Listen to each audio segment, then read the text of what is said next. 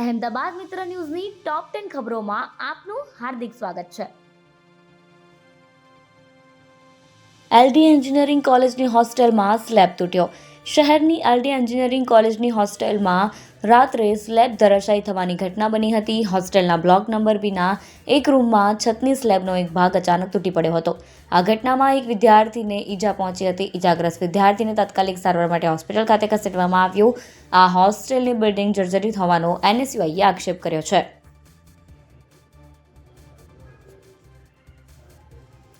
ઘરઘાટી મહિલાએ 1.75 લાખની ડાયમંડની બુટ્ટી ચોરી. અમદાવાદના બુડકદેવ વિસ્તારમાં રહેતી એક મહિલાને ઘરઘાટી રાખવું ભારે પડ્યું. ઘરઘાટી મહિલાએ માત્ર અડધા દિવસમાં 1.75 લાખ રૂપિયાની ડાયમંડની બુટ્ટી ચોરીને ફરાર થઈ ગઈ. જે દિવસે મહિલા નોકરી પર લાગી તે જ દિવસે ચોરી કરી. પોલીસે ચોરી કરનાર મહિલાની ધરપકડ કરી છે.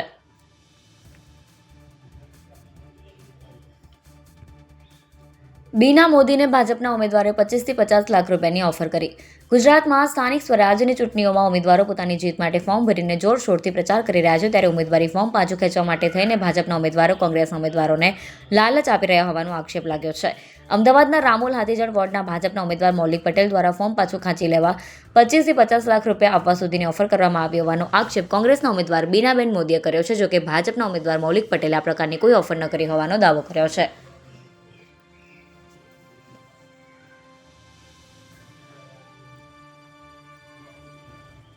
સાબરમતી નદી ફરી એકવાર ખાલી. અમદાવાદમાં સાબરમતી નદી પરના વાસના બેરેજના દરવાજા રિપેરિંગ કરવાના હોવાના કારણે નદી ખાલી કરવામાં આવી છે. 3 મહિના સુધી નદી ખાલી રહેશે અને બેરેજના 18 દરવાજાને રિપેર કરવાની કામગીરી કરવામાં આવશે. નદી ખાલી કરવામાં આવી છે, જેના કારણે થઈ સુભાષબ્રિજના સુપર સ્ટ્રક્ચરને પણ તોડી પાડવામાં આવશે.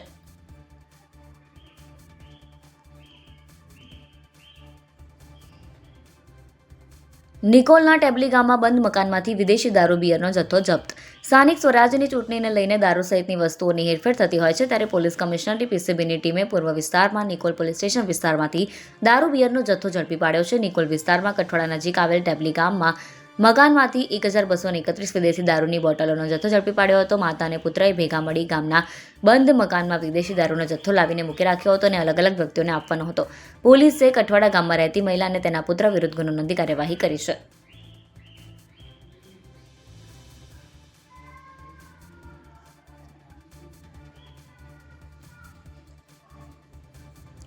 યુવકને ફોરેક્સ ટ્રેડિંગમાં રોકાણ કરવાનું કહી 8.30 લાખ પડાવ્યા.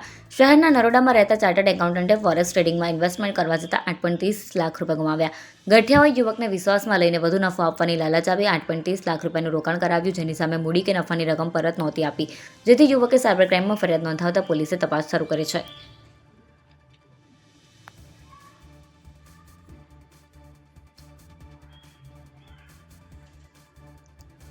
હીરુ ઢોસા કેસમાં બાળકીઓના મોતનું રહસ્ય હવે એફએસએલ રિપોર્ટમાં જ ખુલશે. અમદાવાદના ચાંદખેડામાં 2 બાળકીના શંકાસ્પદ મોત મામલે પોલીસ તપાસ કરી રહી છે. બાળકીના માતા-પિતાની કલાકો સુધી પૂછપરછ કરવામાં આવી, પરંતુ બંનેના એકસરખા નિવેદનથી પોલીસ પણ ગોથે ચડી છે. બંને નિવેદનમાં ખીરું ખરાબ હોવાનું એક જ રટણ કરી રહ્યા છે, જેથી પોલીસની તપાસ હવે એફએસએલના રિપોર્ટ પર અટકે છે. એફએસએલનો રિપોર્ટ આવ્યા બાદ શંકાસ્પદ 2 બાળકીના મોતનું રહસ્ય ખુલી શકે છે.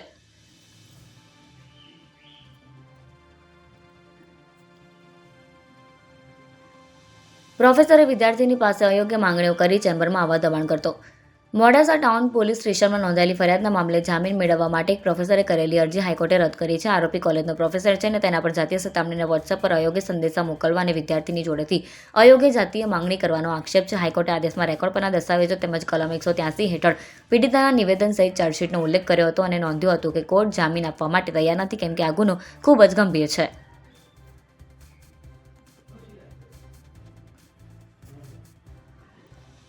પોલીસને બાતમી આપ્યાની શંકાએ યુવકની છરો મારી હત્યા. અમદાવાદના સરખેજમાં પોલીસને યુવકની સળગાવી દીધેલી લાશ મળી હતી, જે મામલે પોલીસે તપાસ કરતા યુવકની 3 શખ્સોએ છરી મારી હત્યા કરીને લાશ સળગાવી દીધી હોવાનું સામે આવ્યું હતું.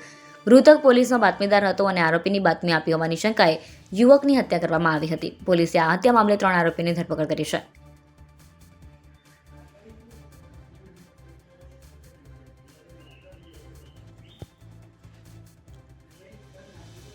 સરખેજના ગોડાઉનમાં દરોડો, દારૂની 5,600 બોટલ પકડાઈ.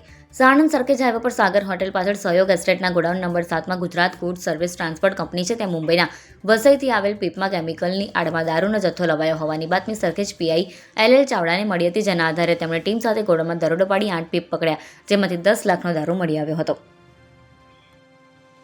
અહેમદાબાદ મિત્ર ન્યૂઝની યુટ્યુબ ચેનલને સબસ્ક્રાઇબ કરો અને બેલ આઇકન જરૂરથી દબાવો, જેથી મહત્ત્વના સમાચાર આપના સુધી જલ્દીથી પહોંચે.